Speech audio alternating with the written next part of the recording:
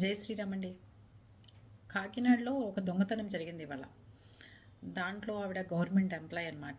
వాళ్ళ ఇంట్లో పనమ్మాయిని తాళం వేసేసి, తాళం నాకు ఇచ్చేయి అని చెప్పి పనమ్మాయి అటు వెళ్ళిపోయింది. తాళం ఇచ్చేసి ఈవిడ ఆఫీస్కి వెళ్ళిపోయారు.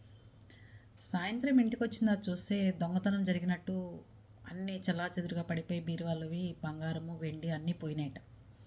వెంటనే ఆవిడ పోలీసులు కంప్లైంట్ ఇస్తే 4 గంటల్లో పోలీసులు దొంగని పట్టుకుని ఆవిడ బంగారం ఆవిడకి హ్యాండ్ ఓవర్ చేశారు. బంగారం దొరికిందమ్మా అని చెప్పారు. ఎలా పట్టుకున్నారు 4 గంటల్లో దొంగని అంటే, వాళ్ళ ఇంట్లో పనిచేస్తున్న అమ్మాయి డోర్ లాక్ వేయకుండా తలుపు దగ్గరికి వేసేసి తాళాలు ఇంటి ఓనర్కి ఇచ్చేసింది. ఆవిడ ఆఫీస్కి వెళ్ళిపోయింది. ఇది ఇంటికి వెళ్ళిపోతున్నట్టు వెళ్ళిపోయింది పనమ్మాయి. అప్పుడు పనమ్మాయిని ఎంక్వైరీ చేస్తే దొరికిందనమాట ఇదంతా. నేనే తీశాను, నేనే చేశానని బంగారం అది ఆ పనమ్మాయి అందరూ దొరికారు. మా సిస్టర్ వాళ్ళ ఇంట్లో దొంగతనం జరిగితే 7 to 9 నైట్ ఇల్లు దోచేస్తే పోలీస్ కంప్లైంట్లు ఇచ్చాం 80 సవర్ల బంగారానికి. ఈరోజు వరకు పోయి 14 సంవత్సరాలు అయింది.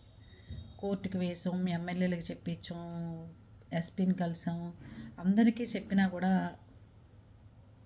ఒక్క గ్రామ్ బంగారం కూడా ఇవ్వలే మాకు. మరి ఏంటో మరి అందరు పోలీసులు కాకినాడ పోలీసులా ఉంటే బాగుండు.